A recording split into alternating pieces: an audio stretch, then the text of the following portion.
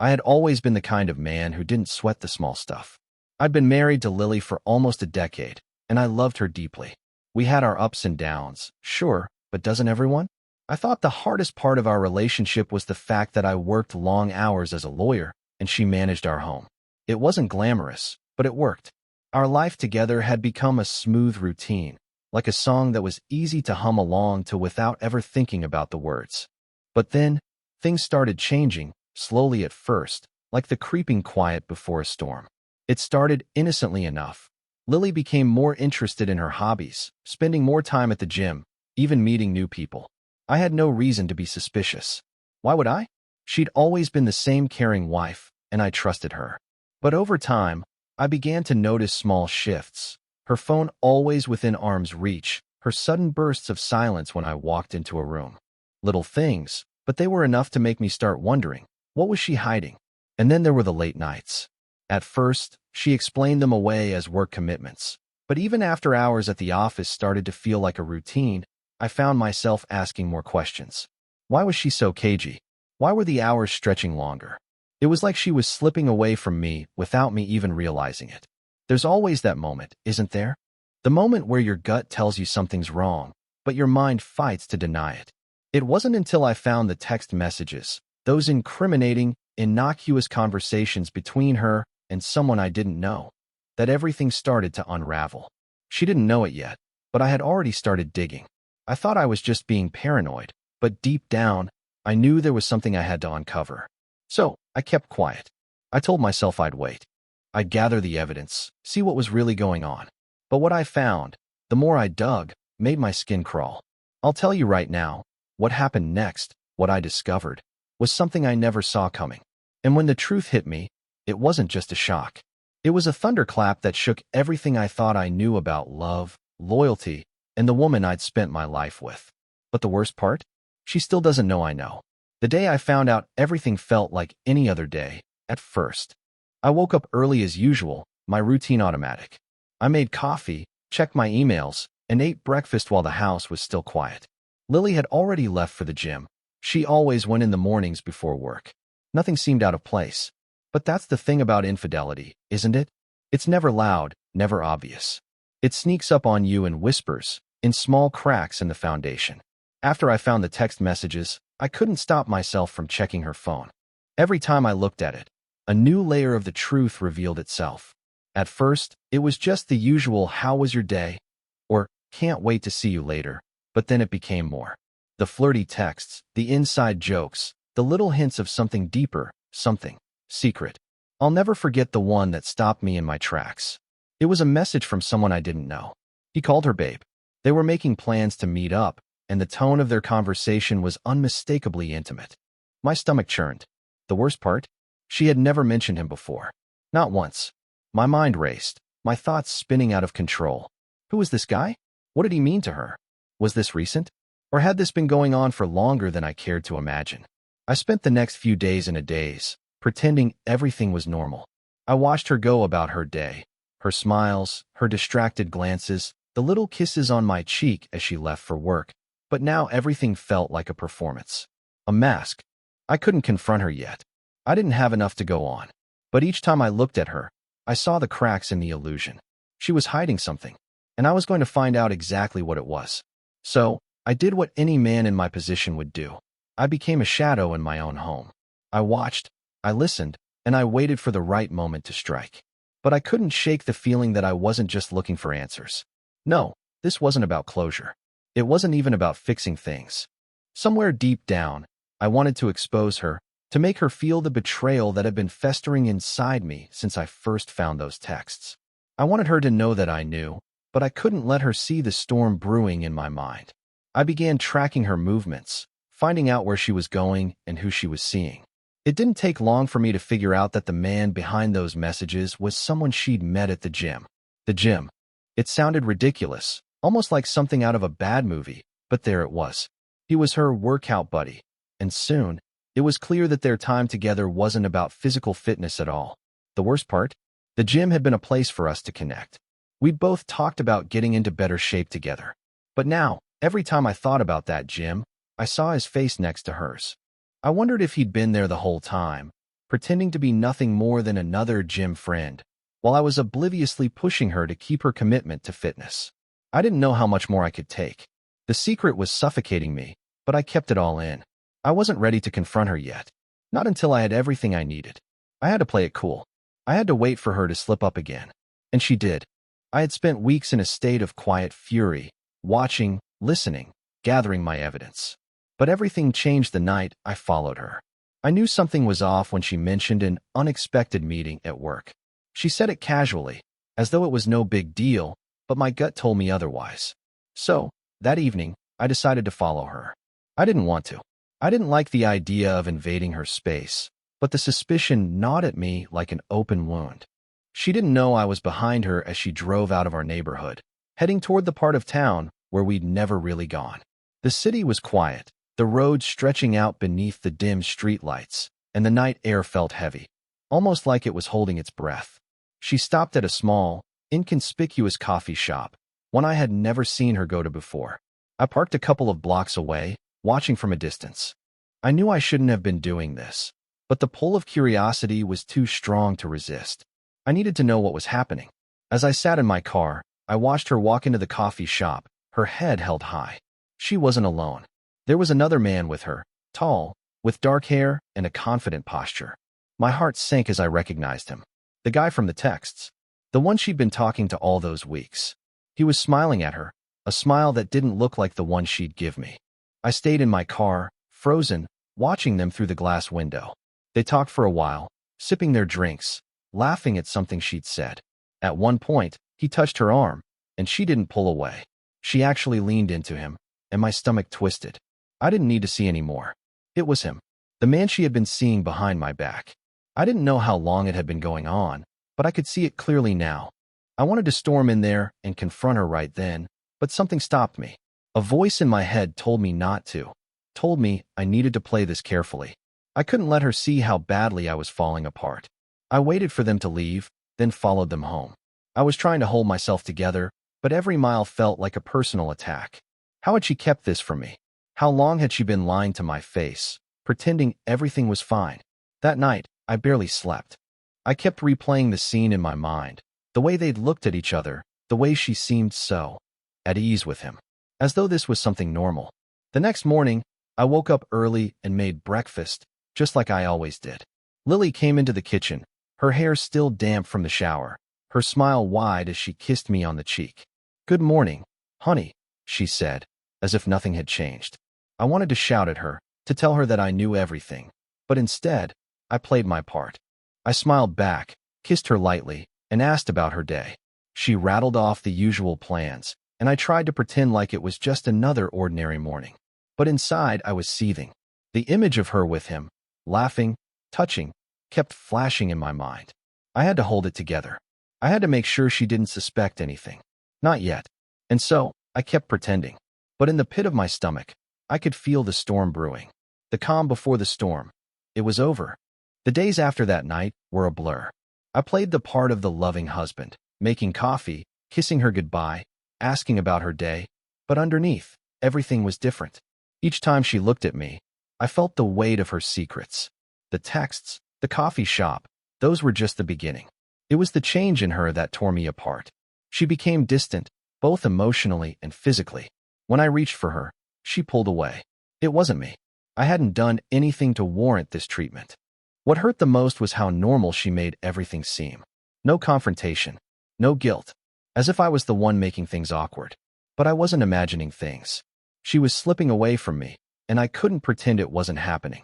I knew I needed more before confronting her. I couldn't just demand answers. I needed to expose her, to lay everything bare. I wasn't going to let her off easy. So, I kept pretending. I acted like nothing was wrong. For a while, it worked. But I knew, deep down, I couldn't keep this act up forever. I had to catch her in the act, in a way that would make her realize everything was about to change. Then came the night. I walked into the living room after dinner, and there she was, texting, her fingers moving quickly across her phone. She barely noticed me at first. When I asked what she was doing, she quickly tucked the phone away. The panic in her eyes, the slight jerk of her hand. It wasn't the casual movement of someone who had nothing to hide. I knew something was off. I was just talking to a friend, she said, her voice too steady, too rehearsed. I didn't believe her. I had learned to read her by now, and this wasn't the woman I married. This was someone hiding something. My suspicion was right, and I couldn't let this slide. I had to know. I went upstairs to our bedroom, grabbed my phone, and accessed her messages through the app I'd secretly installed. I scrolled through their conversations, and my heart sank with every line. The plans, the secrecy, the intimate moments she had shared with him.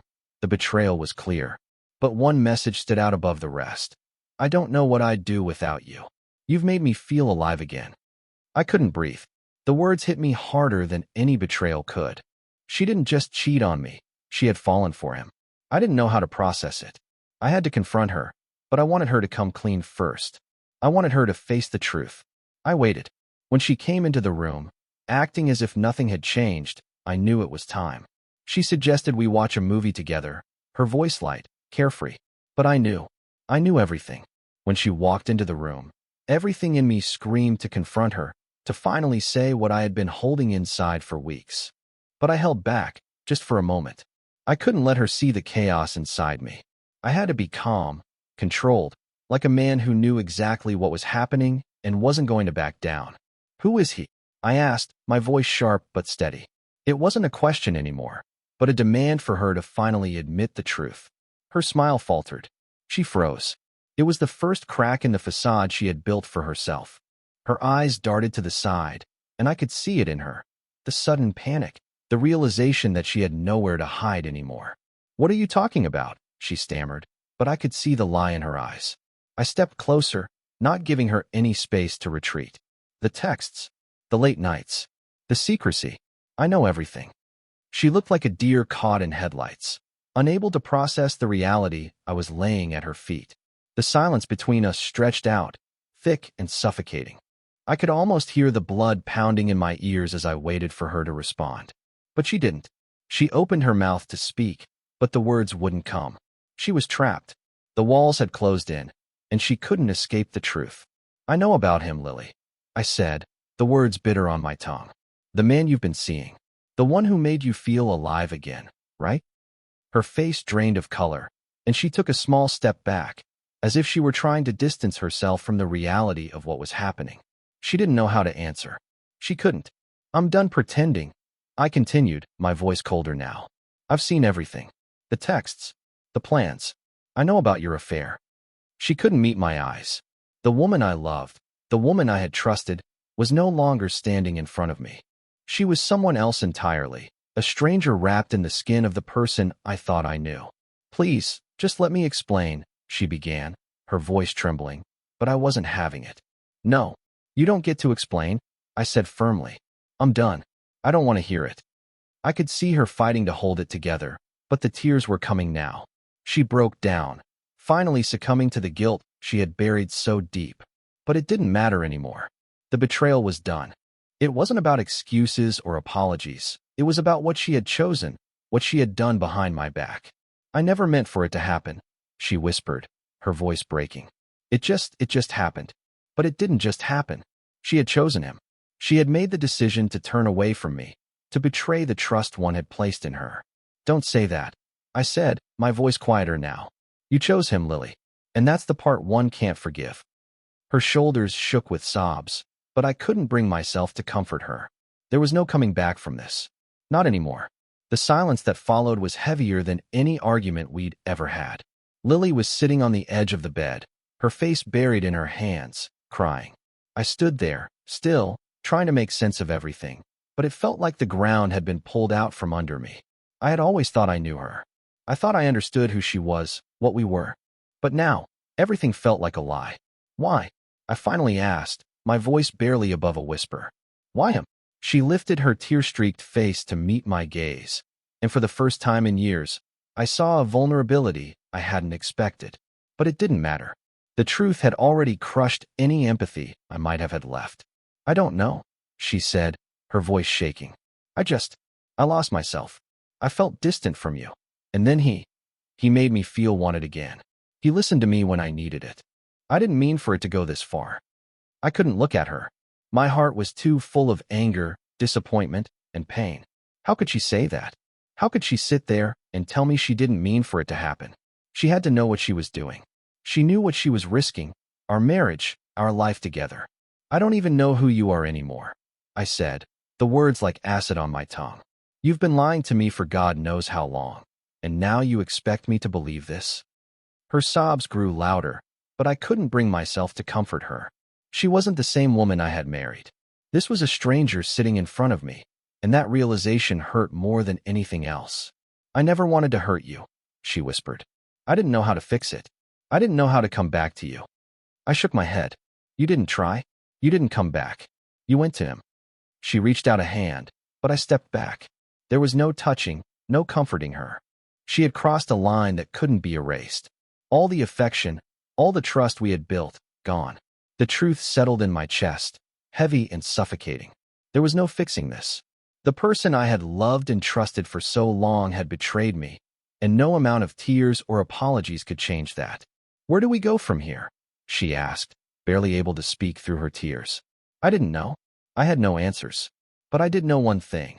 I wasn't going to pretend anymore. This marriage, this life we'd built, it was over.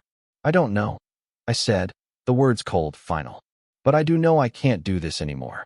I walked out of the room, leaving her behind in the silence. The house that once felt like a home now felt empty, hollow, as if it too had been abandoned. The days that followed were a blur. Everything felt like it was happening in slow motion, like I was watching my life from a distance, unable to make any of it stop. Lily stayed in the house, but we barely spoke. The atmosphere between us was suffocating. The usual hum of our home was gone. It felt dead. Every corner, every room reminded me of the life we had once shared, now reduced to a series of broken moments and lies. I spent my time outside the house, trying to clear my head, but everywhere I went, I saw reminders of her. The places we'd gone together, the friends we'd shared. It felt like I was drowning in memories, and I couldn't escape. At night, I lay in bed, staring at the ceiling, replaying the confrontation over and over in my mind. The hurt, the disbelief. How had we gotten here? How had the woman I trusted, the woman I built a life with, ended up betraying me like this? I avoided her as much as I could. She would try to talk to me, to explain, but I couldn't bear to listen. It wasn't that I didn't want to hear her side of things. I did, but what good would it do? The damage was done. She had already crossed the line, and no explanation would undo the pain I felt. Then, 2 days later, she came to me with an ultimatum. I don't want this to end, she said, standing in the doorway of the living room, her eyes red from crying. I know I've hurt you, but I want to fix this. Please, let's go to therapy. Let's try to make this work. I looked at her, my mind a whirlwind of emotions. Part of me wanted to believe her. Part of me wanted to go back to how things were, to pretend this never happened. But the other part of me, the one that was waking up to the truth, knew better. I couldn't just erase what had happened. I couldn't just go back to pretending everything was fine. The trust, the foundation we had built our relationship on, it was shattered. And no amount of therapy or apologies would put it back together. I don't know if I can trust you anymore, I said quietly, the words cutting through the silence. I don't know if I even want to try. She stood there, her face crumpling as the realization hit her. I wasn't going to forgive her, not right now, not after everything. She had broken something inside me that couldn't be fixed with a few kind words or promises. I need time, I told her, my voice hardening. I need time to think about everything. Her shoulders slumped, and she nodded, a tear slipping down her cheek. I understand, she whispered. I didn't know if I was being fair. Maybe I should have tried harder. But I couldn't help it. The betrayal ran too deep. That night, I slept on the couch. I didn't want to be anywhere near her, even though we were still under the same roof. The house felt like a prison, and I was the one locked inside. The days bled into each other in a haze of silence and tension. I spent my time in a fog, trapped between anger and confusion. Part of me wanted to leave, wanted to walk out of this house and never look back, but another part of me still clung to the life we had built together, even though it felt like it was already slipping through my fingers. I didn't know what I was waiting for. Answers? A sign? Maybe, but deep down, I knew what the truth was. It wasn't about whether we could fix this anymore. It was about whether I could ever trust her again. Could I live with the fact that she had betrayed me so completely? That she had shared herself with another man while I was left in the dark? She kept trying to talk to me, kept apologizing, promising she would do anything to make things right.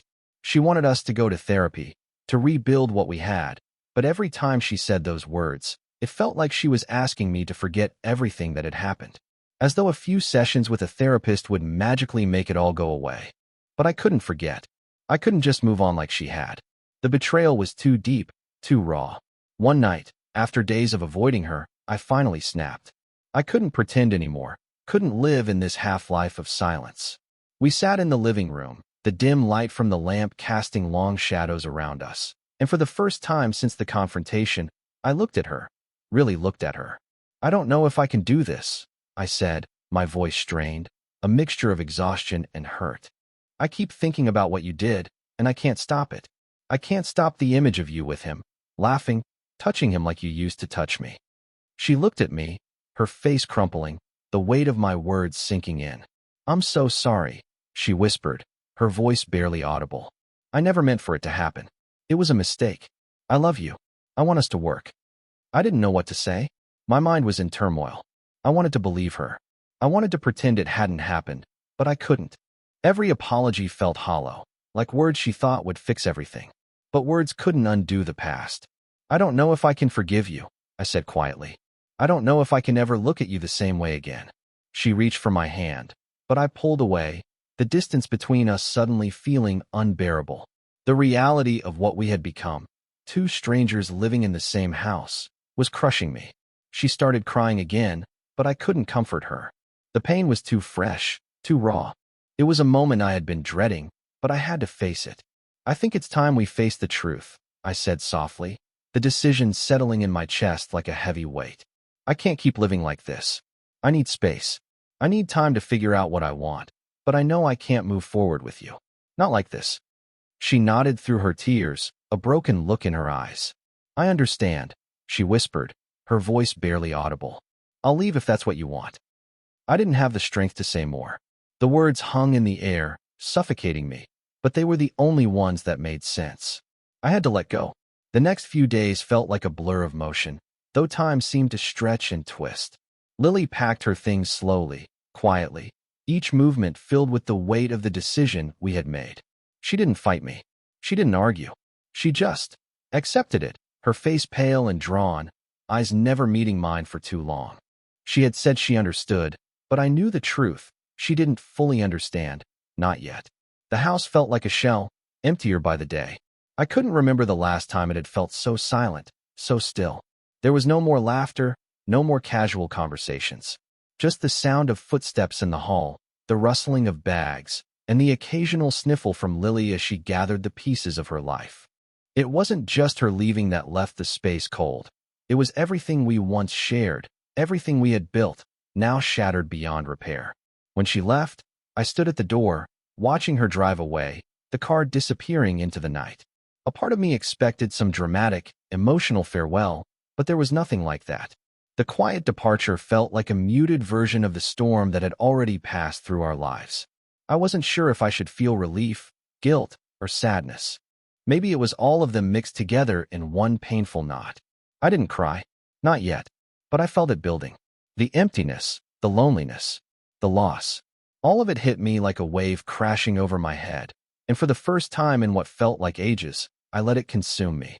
I walked back into the house, now echoing with the absence of her presence, and I collapsed onto the couch. It was a strange kind of peace that washed over me, mixed with a sense of finality. The storm was over. The house was empty, but I was still left standing in the wreckage, trying to make sense of the pieces. That night, I couldn't sleep. I kept thinking about all the what-ifs. What if I had tried harder? What if I had confronted her sooner? What if I had done something differently? But deep down, I knew that the choice to let her go wasn't just a decision born of anger. It was a decision made in self-preservation. I couldn't keep living in a house built on lies, with a woman who had betrayed me.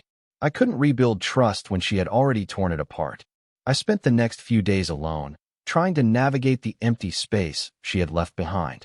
I cleaned the house, not because it needed cleaning, but because I needed something to do, something to fill the silence. I took long walks, trying to clear my mind, trying to figure out what to do next. But the truth was, I wasn't sure yet.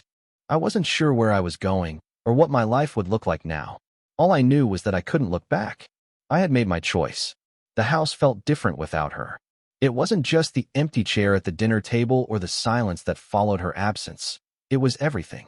The walls seemed to breathe a little less, and the rooms that once felt full of life now seemed too quiet, too still. It was like something had been hollowed out, and I was left standing in the emptiness. The first few days after Lily left, I kept busy. I threw myself into work, trying to bury my mind in tasks, hoping that would keep the silence at bay. But no matter how long I stayed at the office or how much I tried to drown out the noise in my head, when I returned home, it was always the same: emptiness.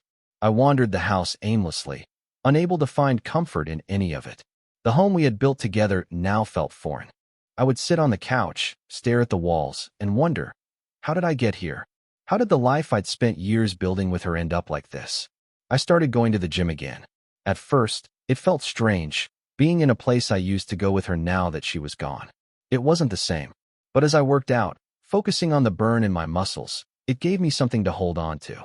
A distraction. It didn't fix anything, but it kept me moving, kept me from completely falling apart. I reached out to friends, but it didn't feel right.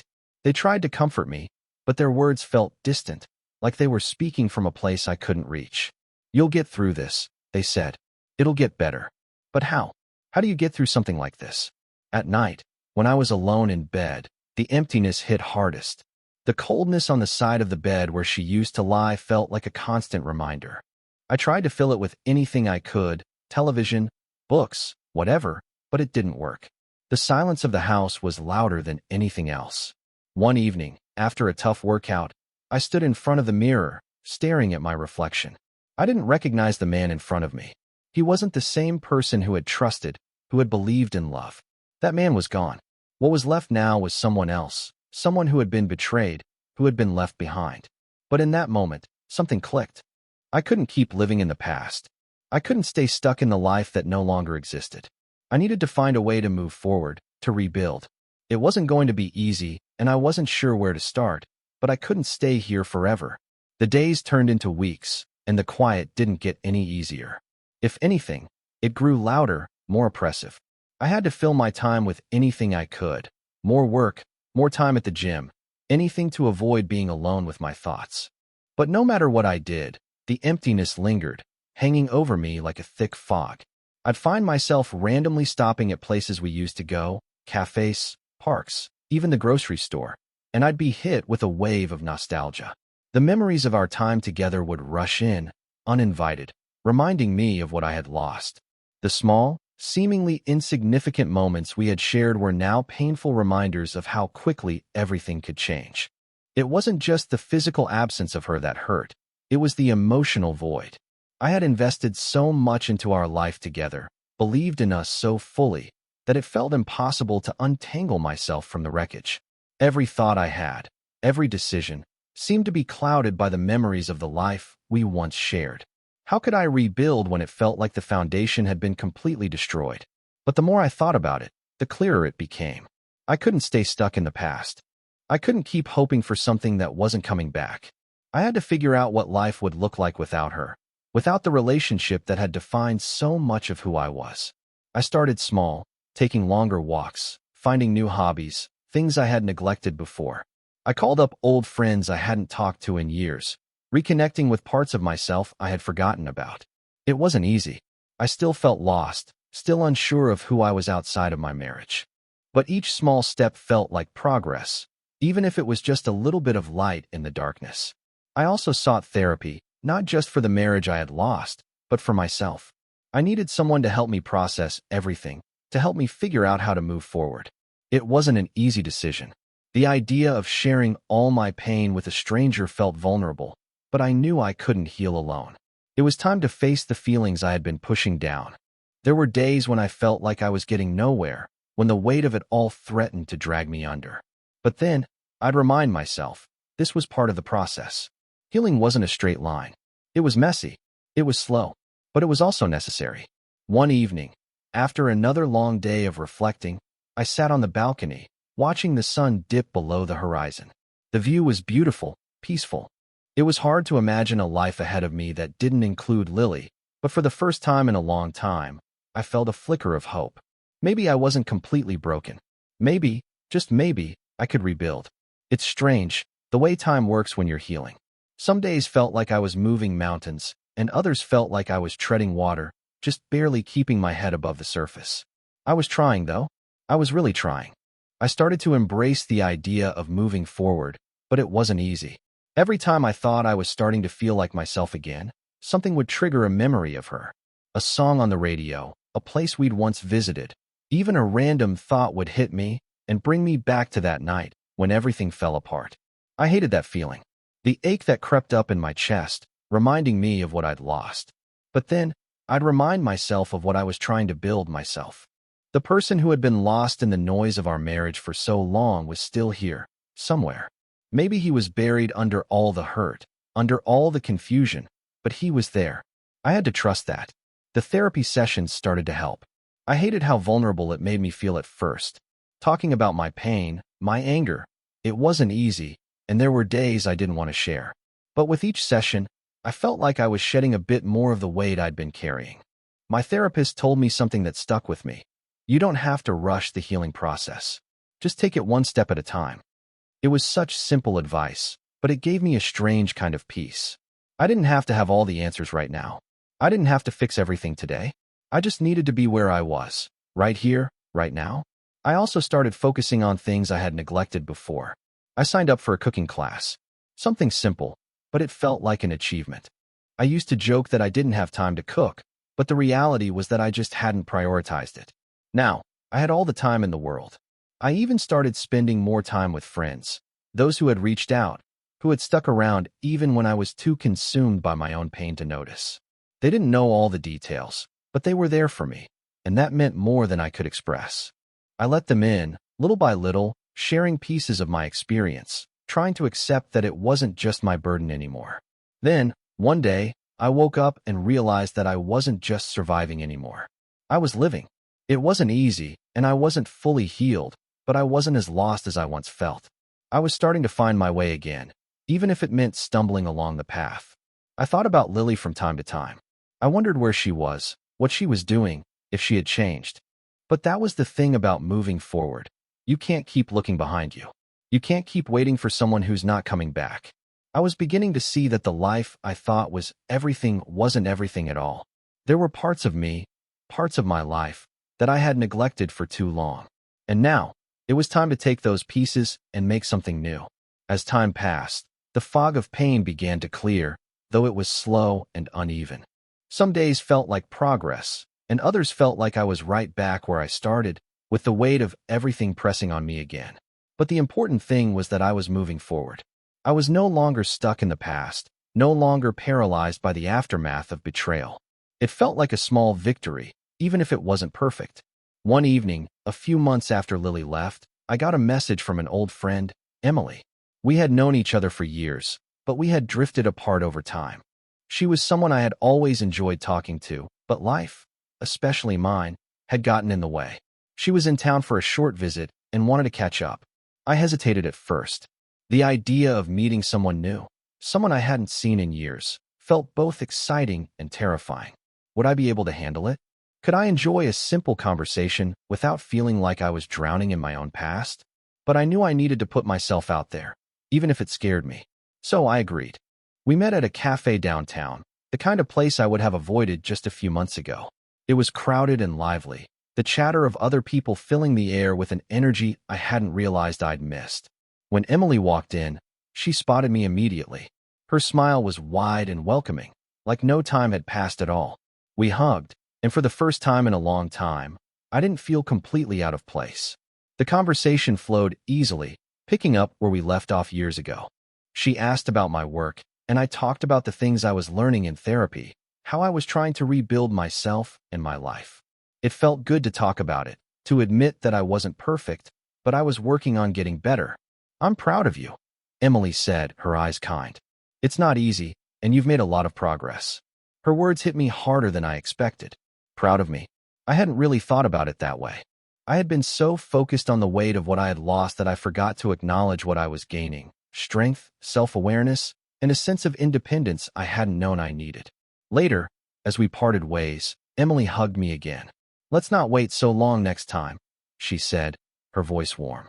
I smiled, a genuine smile I hadn't worn in months. "I'd like that."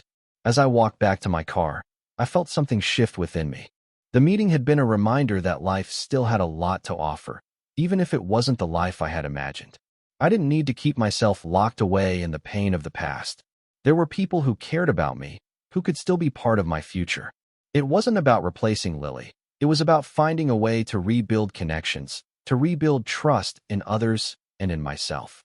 For the first time in a long time, I felt hopeful, not because everything was fixed, but because I realized I was learning how to live again.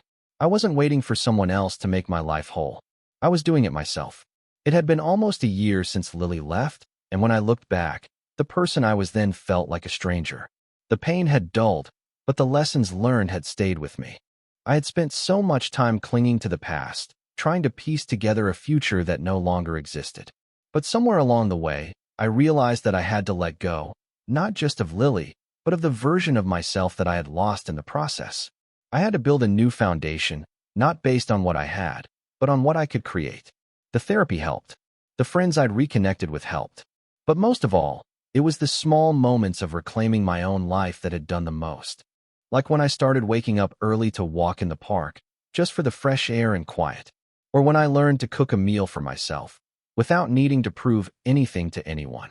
Or when I began saying yes to things I had once avoided, like taking a weekend trip by myself or signing up for that art class I'd always wanted to take. These were the moments where I truly felt the shift inside me. It wasn't about replacing what I had lost. It was about building something new, even from the brokenness. And while there were days when I missed Lily, when the loneliness crept in, reminding me of what used to be, those days were becoming fewer and fewer. One evening, while I was sitting on the balcony, sipping a drink and watching the sunset, I realized that I had begun to find peace. The house no longer felt like an echo of what had been. It had become my home again. There was space for new memories, new growth, and new people. I wasn't waiting for someone else to fix it for me anymore. I was doing it myself. And then, one day, I met someone new. Her name was Claire. We met through a mutual friend at a casual gathering. At first, I hesitated. Was I ready for this? But the connection was easy. She was kind, genuine, and shared a lot of the same interests I had rediscovered over the past year. We began spending more time together, just talking, getting to know one another. It wasn't about rushing into anything. It was about enjoying each other's company and seeing where it went. As we sat on my couch one evening, laughing at a movie, I realized that I wasn't looking for someone to fix me. I wasn't looking for someone to fill the space Lily had left. I was looking for a partner to share life with, someone who would meet me where I was, whole, imperfect, and ready to build something together. I didn't know what the future held, but for the first time, I wasn't afraid of it.